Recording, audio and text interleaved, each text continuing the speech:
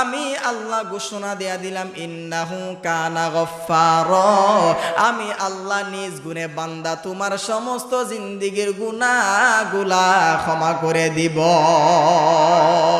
আওয়াজ দেয়া বলেন আমলটা কি? আস্তাগফিরুল্লাহ। আবার আওয়াজ দেয়া বলেন আমলটা কি? আল্লাহ যে সব গুনাহ মাফ করে দিব, কিছু কিছু গুনাহ বাদে। কিছু কিছু গুনাহ বলতে কেমন গুনাহ? অনেক যুবক ফুলাফাইন, অনেক সুর আছে, রাস্তা দিয়ে হাইটা যা, আরেকবারে পেপে নজরে পড়ছে, ফাইক্কা লাল হইয়া রইছে। একজন আরেকজনের পরামর্শ করে, রে বন্ধু, আজকে মাগরিবের নামাজের পরে হালকা অন্ধকার হইলে এই লাল পেপে দিয়ে আজকে পার্টি হবে। এরকম আছে না নাই?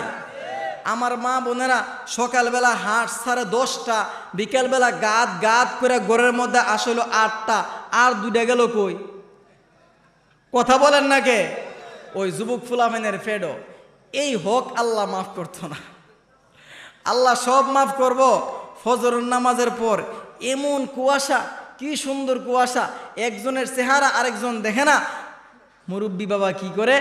ফজরের নামাজ পইরা আস্তে আস্তে তেরতেরায় রাস্তা দিয়ে হাইটা যা, নিজের জমিনের পানি আরেক জমিনের পানি, নিজের জমিনে পানি নাই আরেক জমিনে পানি আছে, এই লাইলের নিচ দিয়া ছিদ্র কইরা দে আরেকজনের জমিনের পানি নিজের জমিনে আসার জন্য। এই হক আল্লাহ মাফ করবনি?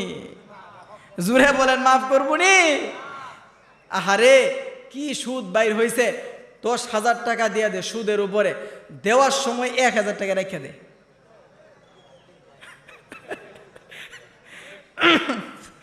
আমি কি কথাগুলো অবাস্তব বলতেছি না বাস্তব? জুড়ে বলেন বাস্তব না অবাস্তব?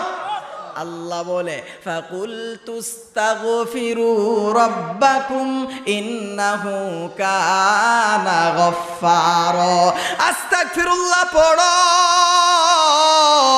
আর আমি আল্লাহর কাছে মাপ চাও। আমি আল্লাহ তোমার সকল সমস্যার সমাধান আমি আল্লাহ করে দিব। হযরতে হাসান বসরি রহমাতুল্লাহি আলাইহি, উনার কাছে একজন লোক আয়েশা বলে, হুজুর আমার সন্তান হয় না, ঔষধ দেন। হুজুর যাও ইস্তেগফার পড়ো গিয়া।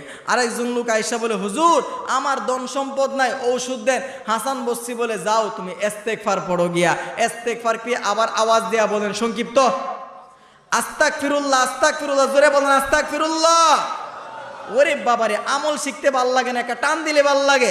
আর কি সুধন চাই না মুর্শিদ, এটি ভাল লাগে। রাস্তা দিয়ে হাঁটবেন আর কবেন আজকে একটা গান শিখছি, কিন্তু আমল শিখতে ভালো লাগে না ভাই, আমল শিখতে ভালো লাগে না।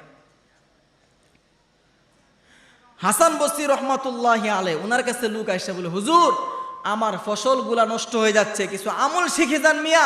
আপনাদের মধ্যে এমন আছে না, লাউ ক্ষেত নষ্ট হয়ে যা, লাউ গাছ নষ্ট হয়ে যা, লাউ পচা যা, কুমড়া ক্ষেত নষ্ট হয়ে যা, জমিনের মধ্যে ধানের অভাব নাই কিন্তু ধানের ভিতরে চাউল নাই, এরকম আছে না নাই? হাসান বসরি রহমাতুল্লাহি আলাইহি উনি বলে, যাও যাও তুমি গিয়া কি পড়ো? ইস্তেগফার আস্তাগফিরুল্লাহ পড়ো। কিছু আছে না পণ্ডিত বলে, বুঝলাম না, দেখবেন গুলিস্তানের মধ্যে হালুয়া বেছে, হাড়ের গুড়ায় জয়েন্টে জয়েন্টে ব্যথা, এই হালুয়া খাইলে কোমরের ব্যথা যাইবো গা, গার ব্যথা মাথা ব্যথা সব যাইবো গা, এরকম আছে না নাই?